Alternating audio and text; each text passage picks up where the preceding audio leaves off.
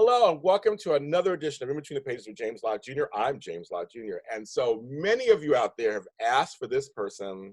And so I like to deliver. And I'm going to right here. You see this beautiful lady sitting next to me. But she's, actor, writer, producer, stage, film, TV. But a lot of you want to know about her these days because she was on Days of Our Lives as Megan Hathaway, one of Stefano's children. And people are bringing her name up a lot recently. So I called her up and said, girl, come on the show and let's talk about your time on Days and what's going on now. Just a good friend of mine, lovely person from right now in the UK, Miranda Wilson. Hi, Miranda. Hello, James. Gorgeous to speak to you. Thank you. You look amazing. How are you doing over there? I know off camera we've talked, but tell the folks out there kind of how you're doing over there. Oh my goodness. I'm loving it. I'm loving it. For me, I'm in a paradise situation, a friend's home. It's absolutely stunning near the countryside. We go for walks every day, enjoying nature. We actually live near a forest. So when we go into the forest, it's a bit of a longer walk, but when we do, we forage nettles, wild garlic. And then I come home and make wonderful pestos out of them. It's amazing. I have a great time. Sounds so good. But there is something, because people who follow me know I'm always posting my garden pictures. There is something to being out in nature, isn't there, for your mental health? Yeah, it's absolutely vital to me in my life. Anytime that I've been at my wit's end or frazzled or emotional, when I was at university, I was at UC Santa Barbara, so I'd go walking on the beach and just the crashing of the waves washed it all away. Or, when I was living in Lewis, East Sussex, I lived right by the Downs as well. So I'd go walking up onto the Downs and you could see forever and you're just out in nature. It's always been purely for me the best way for me to connect to the truth. Really, that deep inner truth, the place that never changes and is never touched by anything. It's beautiful. It's pristine. I like the way you said that. It is. I do connect to the truth. I meditate out there too. I meditate in the mornings out there, but it is like some reason touching the ground, being near trees and flowers and other foliage. And there's something about it that centers me. It brings me back. Absolutely. Like a center. It does. I like the way you said that. It brings back to the truth. Because nature is nature. Well, the thing about nature for me is that it's in perfect harmony with itself. It's in perfect harmony. All elements of nature are in perfect harmony. So it reminds me that there is a grand design, that this is not random. We're not sort of floating out here on our own in the middle of the universe, kind of hoping that it all keeps going well. It's like, no, there's an integral network of perfection, and nature is reflecting that back to me. So it just reminds me, it's like, oh, okay. It's all okay. Yeah. We're not on our own. I'm being looked after. I like that. No, true. And because nature really has its own, organized system. There's a system going on. So it really is. And that's why I tell people, they go, why do you like gardening? And I go, I like watching things grow. I like watching them metamorphosize. I like watching them change. I get to see their stages, and I get to know during the seasons what they do. They go away, but they come back. There's beauty in that. There's beauty in hibernation, and there's beauty in growth. Absolutely. One of the things that struck me is that we went into lockdown sort of at the end of winter, nearly the beginning of spring. Yeah. So this whole period of time, the daily walk that we're allowed to have has included noting how nature is going through its rhythmic cycles, because the trees did not have green leaves on them when this all started. No, they didn't. And the cherry tree hadn't yet expressed its blossoms, but then it did fully, and then they all fell away and had to be swept up off the drive, so we've been through it all, but with the space to remark on it, with the space to attend to it, to give it our attention. And that's such a beautiful grounding element for me about this whole period, is this space that I've had. Because to be frank, James, look, I go out, I do a job, an acting job, I come back, I wait for the next one, essentially. So being at home without a job to go to 24 or 9 days a week, 9 to 5, Yeah, right. I know what you mean. you know what I mean? Yeah, that's what you mean. What do you Nothing. Accounting. mean? That's not new to me. Yeah. A lot of What actors say that. A lot of actors say that. They're like, this is normal for us. it is, it's like I'm used to maintaining my routine, regardless of whether I leave the house for work or not. So that's not a problem. Yeah. It's funny you brought something up that I will share with you. Some people don't know this. So right at the beginning of the pandemics, safer at home, shelter at home, what you want to call it, my loquat tree started to fruit, lots of fruit. And so normally I'd have people come over and they could grab a bucket and I couldn't really do that. So I learned how to make loquat jam. Yes, I was wondering if So you're. yeah, so it's kind of funny. So I mean, my sister got me these mason jars, and I was all lots of loquats, kind of thing, whatever. And I gave some away. But it was funny that I because that nature did continue, even though the world seemingly stopped, but nature did continue. I Right. started to tend to the loquat tree as if I would have if I was still going to work and all this other stuff. Yeah. I'm like a child. I still had, we both raised children. You can't just like stop. You have to raise the child. Yeah. I still had to harvest the tree. And then I was like, well, then what do I do with all, I have now an excess of fruit. Let's go online, James. And I went online. I was like, oh, I have the ingredients to make. I have lemons. I have a lemon tree too. So all my lemons, I have pectin, all that stuff. And I was able to make this loquat jam. And so I learned a new skill at the same time. Good for you. But that's to me the adaptability factor that everyone keeps posting about. For example, adaptability is the key to success or whatever. And to me, adaptability is inherent in life as I know it, and it always has been. I joke a lot with my friends that I'm a MacGyver. I'm very good at finding a way, a solution for whatever's come up, and taking whatever's on hand in order to deal with that or resolve that or create something that works. I love that. I love that way of living. So, Me yeah. too. Me too. So I want to get into this Megan Hathaway thing. It's just so funny. And I want to ask the opening question I want to ask you is, because the reason why I called you to come on was that people were asking me to do this. They were like, we want to hear from, a lot of times they don't know your name. I want to hear from Megan Hathaway. That's a soap name. They don't, some knew your name, of course, but it was like, I want to hear from Megan. Where's Megan? Where is she? There are folks who have been saying it's time, because all these other Jamirs have been coming back on the show. That they're actually, they have. The recent storyline, Tony is back, and Anna came back, and Leanne Huntley, they came back. And there's newer Demirs, but they brought back some of the older ones. And so they were saying, well, like, where's Felice Sampler as Renee, and where's the guy who played Benji Demir? Like, so they're starting to reach back. And so, but one of the main things has been this, well, they should bring Megan back because Hope needs a foe, and oh my God, this stuff and all this kind of stuff. So my opening question to you is, because you were on back in the 80s, folks. It wasn't yesterday. It was yesterday. It was yesteryear. Yesteryear. Yeah, no, you have a good sense of humor too. I know about that. You have a good sense of humor about it. But I mean, just what does that feel like these years later that people actually bring up your name or the name of your character after all these years? What does that feel like to you? Oh, what an interesting question. I don't think I've ever left Megan behind. I don't think I've ever left any of my soap characters behind.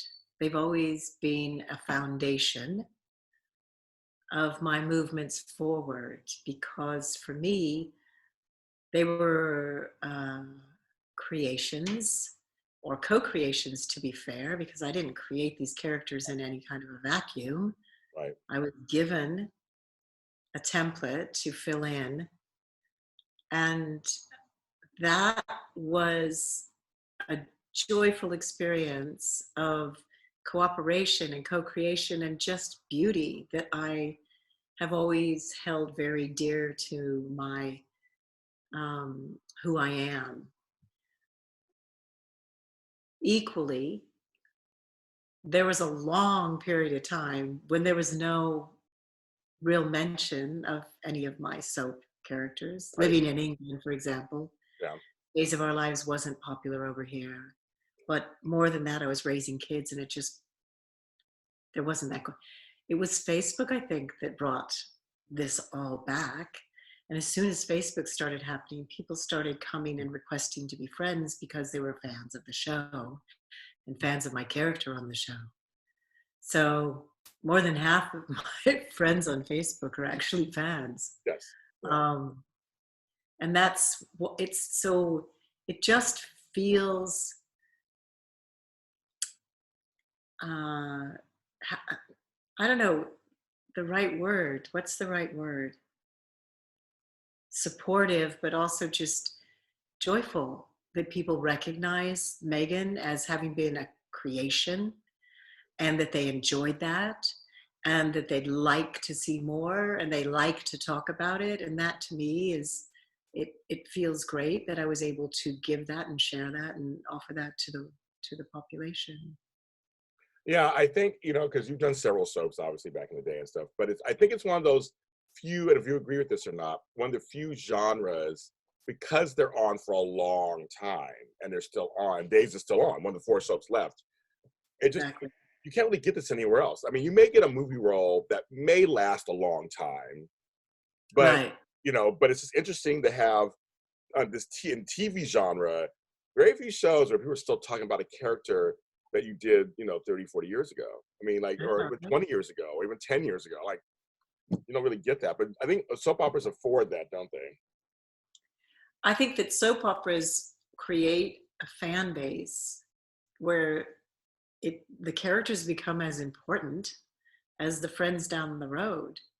Mm. And you even have more um, details and information about the lives of the soap characters than you have about your friends down the road.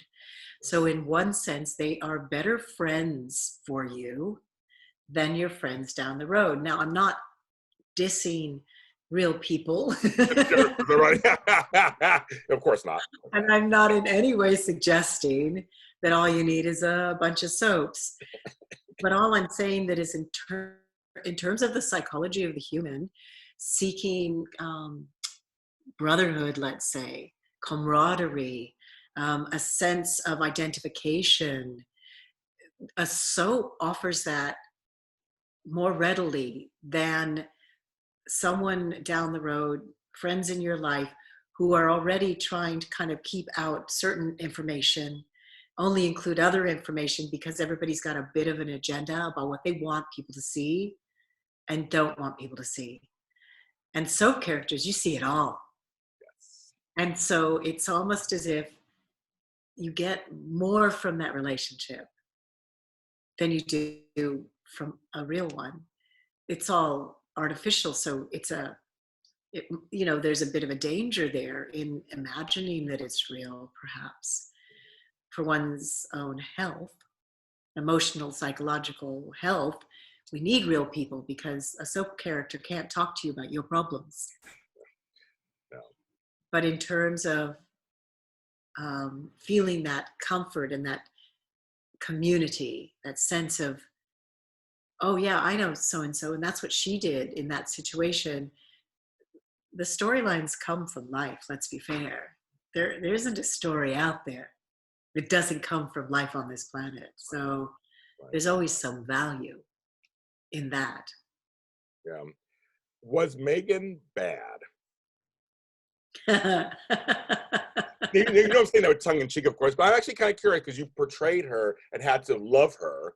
I'm sure as an actress, you had to inhabit her. Was she bad? Or I was had she, a bit of a love-hate relationship with Megan. oh, how funny. Okay. Explain. So in the beginning, I loved her.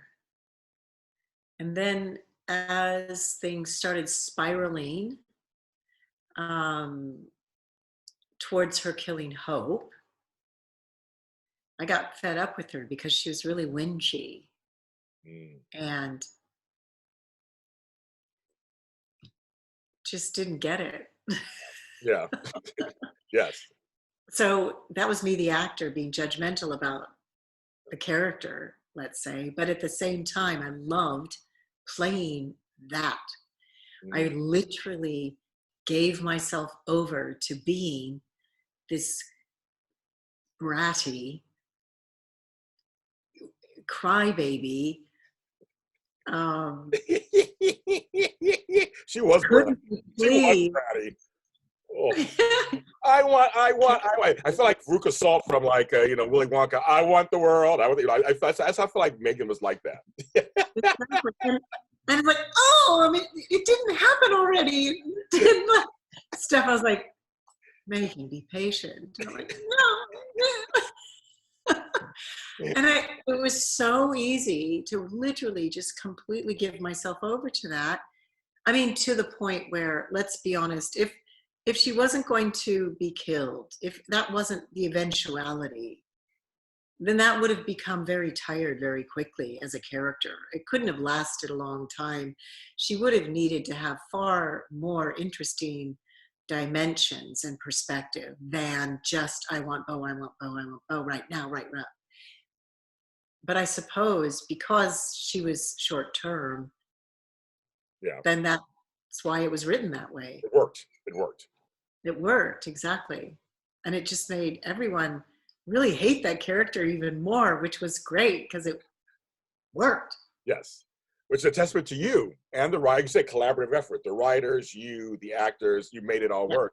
But see, that's Yeah. the funny thing. Why some people hate villains, but then they also recognize you need them as Mm. foils. Isn't that interesting? Because it's about psychology. Isn't that interesting psychology? Please don't hurt my couple. Don't mess up with my couple. But then Right. kind of like them there, mess with your couple because that's the excitement. So when they go, they're saying, bring Megan back. Well, Megan was bad. Why do you want her back? So to speak. Isn't that funny? And well, the thing is, though, if Megan came back, she wouldn't be, as I've just described, the tiresome, bratty. I mean, aside from the fact that how on earth would they bring her back? I don't know. It's a soap, girl. It's a soap. They can do Right. anything. But what I'm saying is the story. There'd Oh, be a story. And she would certainly be, obviously, my age. So she would have a lot more interesting definition, let's just say. well, So see, that would be fun. It would be fun. It would be fun to play a character who has a backstory that didn't succeed. Do you know what I mean? oh, yes. Okay. She failed in her objective, in everything she was attempting to do. Yeah. And her character is extremely powerful and strong. And that wouldn't have gone away, but what would have happened to it? What would have that become? To have failed so spectacularly and to have been brought back somehow. And where is she being and what has that done to her? Exactly. That is what would be fascinating to me. Exactly. I'm not trying to write the show or anything, but I think we have a good head writer right now. Ron Cavallari, he's so good. I think it would be interesting because of the things you just mentioned. You turn around Demira, at Demira, and all of a sudden there's Megan, and she's in charge, and then you find, and people are like, "What are you doing here? And who are you? And what's going on?" And then all the other characters going, "You're back, you're back, you're back," and then seeing all those years, like what you can fill in the blanks and fill in the gaps and see what's going on and what makes her tick. And I think it could be a very interesting story. But it's a soap opera. They literally could bring you back. I mean, we saw you're dead, but they could bring you back. You're Demira. Demira's come back from the dead. They rise from the ashes. Absolutely. And Stefano had all the money in the world, so who knows what he could have financed Exactly. to get me to come back. Now you did go to the 50th anniversary, 50th back. He did, yeah, absolutely. That's when I saw you when you were there for that. So you saw because Joe was there, wasn't he? It was one of the last times he was there. So what was it like seeing your on-screen Papa at that time? Oh, it was beautiful. It was really, really beautiful. he was in a wheelchair, and I remember him coming in, and I was still on the red carpet when he came in. And as soon as I saw him, my heart just swelled on so many levels. He was a very meaningful person. It was my first acting job, Days of Our Lives. So everything about that show is really strongly impressed on me, and that particularly Joe having been so incredibly patient. And I loved working with him, and we had a blast because he's so fun. Um, and I just, I just gave him a big hug, and yeah, it was lovely seeing him, and his eyes sort of lit up. It was beautiful. It was really beautiful. I'm so pleased that I had that last hello Yeah. beforehand. Yes.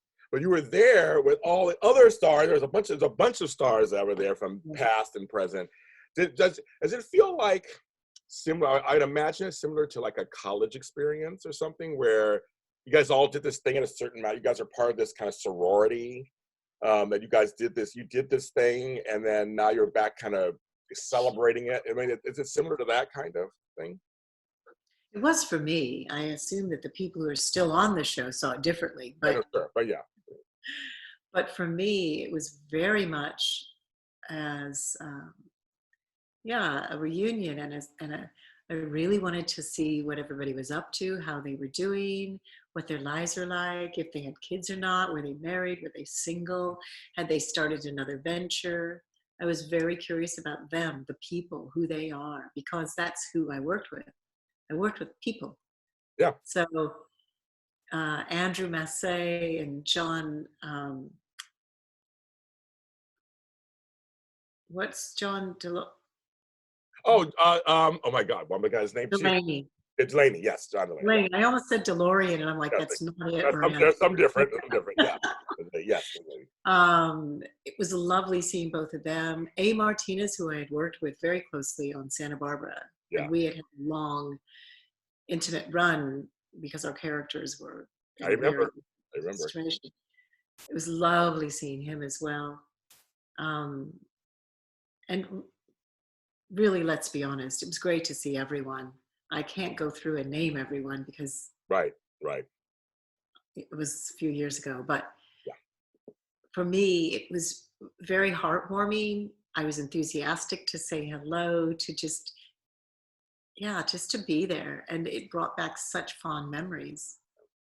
I really enjoyed that a lot. I actually want to ask you about Santa Barbara because it was one of my favorite soaps.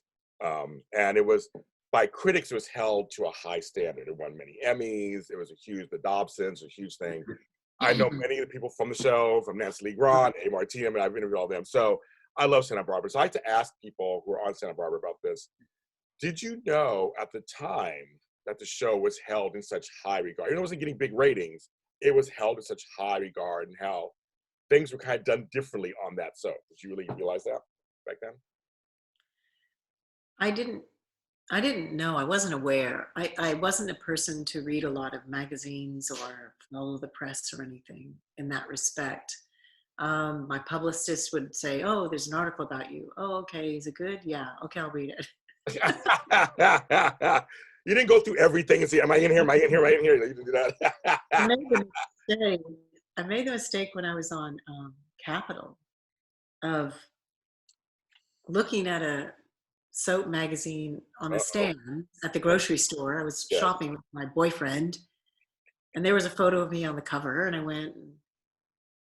He read the article and he was infuriated. It wasn't even an article. It was just one of those window pieces, right? Oh, yes. He was furious because it was Miranda Wilson and so, some other actor, were seen at this restaurant. What's going on between them? It's the press, right? And he flipped. He's like, "What's going on?" I'm like, "What are you talking about?" It says here. I'm like, "Yeah, we were rehearsing a scene. We happened to go out to dinner because we were hungry. You know that." Yes. What's the problem? So I just stopped looking at it. It's draining to constantly be pulled in a direction that's not true, and having to justify it, or even being aware of the fact that that's going on. It's like, it's nothing to do with my life. You don't want to give it life. You don't want to give it life. I don't want to give it life. Exactly. I don't want to give it any breath. So how did I get onto that?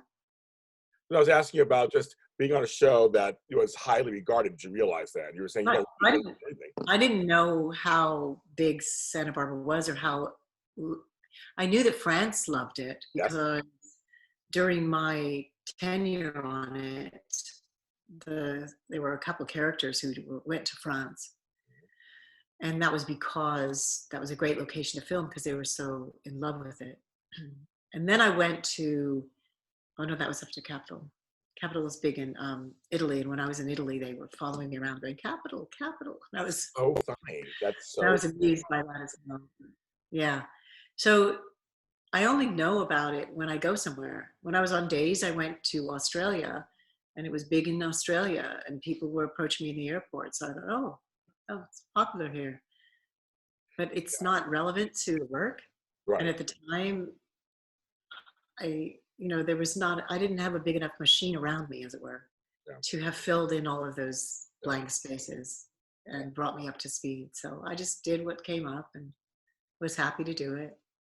That's cool. That's kind of cool. But Santa Barbara, just, it was considered a big, to this day, it's still considered a highly regarded soap because it was done just differently.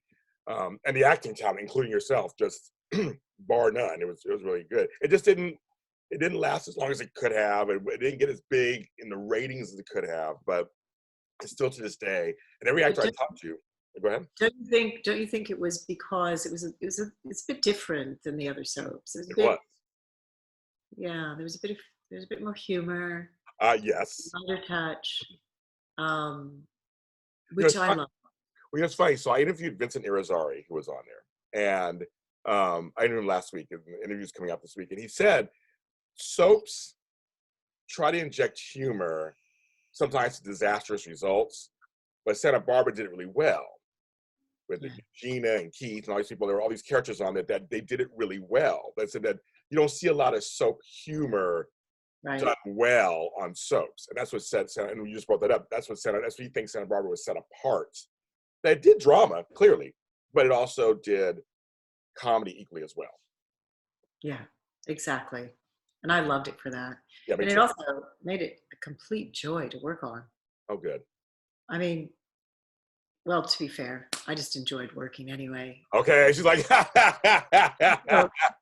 no, I mean, what I mean is none of the shows that I did were not a joy to work on. So, but that one was just above and beyond, really above and beyond. And folks, we're saying this is before social media. There was no social media. There was no Facebook and Twitter, not even MySpace. There was nothing back then. This was soap magazines like Soap Opera Digest and Soap Opera Weekly. It was that kind of thing back there. Or you were in a supermarket and someone would come up to you and say, "Stop messing with Hope," whatever, those kind of things. There was not, today it's way different. It's just a whole different world now. But back then, it really was word of mouth, and they really looked at the ratings. But there's a lot of things that just were different back then. And there was like 13. Fan mail was hard copy. Okay. Fan mail was, in paper. Actual mail, girl. Actual mail. Yeah, I had a whole fan mail service going through my fan mail. You had a fan mail service? Oh my goodness. Yeah. Like people made a living off of doing fan mail. So they would look at it, and if something needed special attention, they'd bring it to my attention. Like, for example, my cousin, or a kid I used to babysit for, or the big one on days was there was a whole bunch of prison convicts who loved Megan and used to write like a lot about how when I get out of here, I'm going to come and Megan's my girl and we're going to be a team. And I'm like, my God. Those I had to flag to the security department on the show. Yes. If anybody wrote like that kind of letter more than twice a week. Wow. Yeah, so I had that. And else do. Yes, they can write you as much as they want, I guess. That's interesting. Yeah. Interesting. That was interesting is a good word. Yeah, sometimes it's a little interesting. But But so, since then, because I know your career, because we're friends, I follow you and stuff, I know what's going on. But I mean, you've done a stage and movies, you produced movies, I mean, you produced stage and stuff. So kind of tell people out there who may not know exactly kind of what you've been up to, kind of give them a little abridged version of what's been going on with you. Well, I left Hollywood because I wanted to get married, have kids. So that was the first thing I did. And that was the majority of the 1900s for me, or the rest, the end of them. And then then I moved to England and set up a holistic elementary school. Right. Once that was done, I felt like my kids had a place to go. It was safe and the sort of thing that I felt was going to be healthy for them. So I kind of started looking into other areas and eventually did start writing. I did a couple of plays. I wrote a full-length play with a writing partner. I did a couple of short films. Well, I did numerous short films. Yeah, you did. Yeah. A couple of them that did very well in the film festival circuit. I was acting in those. Produced some material that I worked on myself. So I just started coming back to acting in whatever showed up. And being in England, the film festival circuit is a renowned way for people to get into the business, both actors and directors, filmmakers. So the film schools have very good directors coming out of them, and they often have very good films. I was fortunate to get into a couple of those, which did well on the film festival circuit, and I won several awards, and that kind of really put me back onto the playing field. The most recent short film that did well on the film festival circuit, in fact, was the catalyst for me getting the role that I have now, a reoccurring role on a new Showtime series called Halo. So the director of that saw An American Attorney in London, which is the name of the short film. Yeah. And it's available on my Vimeo page because it's only a 15-minute film. So I just stuck it up there. And he got in touch by way of the director and offered me a role. So, yeah. So it's like you never know when you're out there creating your own, content, whose eyes are watching it. Exactly. And it's never a waste of time if there is something in you that wants to express, particularly if you have an impulse, like if something comes to you. Yeah. It's really important to give that expression. I agree. And I think that also keeps one young and healthy and vital and connected to all that we were talking about earlier, which is the web, the harmony of nature and this place that we're existing in. If we really do listen to what's inside of us and the impulses that we're given to offer something out to the world, then we're much more in the flow of what we're doing here, in fact. And I get that a lot of people, myself included, come from having been trained to calculate and to plan and to know, oh, that's where I'm going, that's how I'm going to do it. But actually, I've found that listening to those stirring messages inside that come from the inner truth is much more rewarding and much more successful, less stressful as well. You don't have to have the answer. The answer is kind of given, Isn't that freedom? That's freedom. Absolutely. When you get that, it's freedom. When you just know that you're not completely in control and it's okay. It's just keep moving forward, doing what you want to do, and then things will present themselves. And it might be the things you want. Or things that you thought you wanted, you might want. You just don't know. I don't need to know what's ahead of me all the time. I got rid of that a long time ago. I don't need to know. Yeah. But I think when you live long enough too, you learn that lesson too, kind of anyway. Well, I mean, eventually we all know what's ahead of us. Oh, We're leaving. yeah. But Yeah. We're not until getting off then, here. Yeah. We're not getting off here alive. We're all until going then, the pages are blank, and it's up to you to write them. So, I'm going to stop. I'm going to end it on that. I love that. I'm going to end it on that. Miss Miranda, I love you. Thanks for coming on. and I appreciate you so enormously. I thank you so much, Thank and I you. can't wait to having another chance to talk. And come back to LA sometime when everything's better. Come back to LA and we have to have lunch or something. Yeah, definitely. I'm going to hold you to that one. And give each other big hugs. Hopefully we can do that by then. Like hugs. We'll do that. Tell the folks where they can find you on social media and any products you want to promote. Please promote. Fantastic. All right. I look forward to talking to you again. Have a brilliant day. And so you can find her, Miranda Wilson, of course. Just go on any social media. What's your website?